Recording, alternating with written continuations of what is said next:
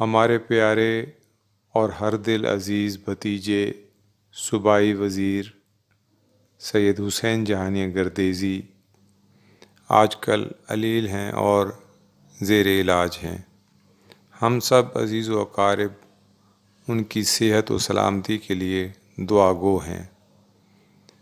آپ سب حضرات اور دوستوں سے بھی اور خصوصاً اہلیان کبیر والا سے بھی گزارش ہے کہ ان کی صحت و تندرستی کے لیے دعا فرمائیں تاکہ جلد از جلد ہمارے محبوب اور ہر دل عزیز سید حسین جہانیہ گردیزی صاحب اپنے شہر کبیر والا تشریف لائیں اور یہاں کی سیاسی اور سماجی محفلوں کو پھر سے رونق بخشیں۔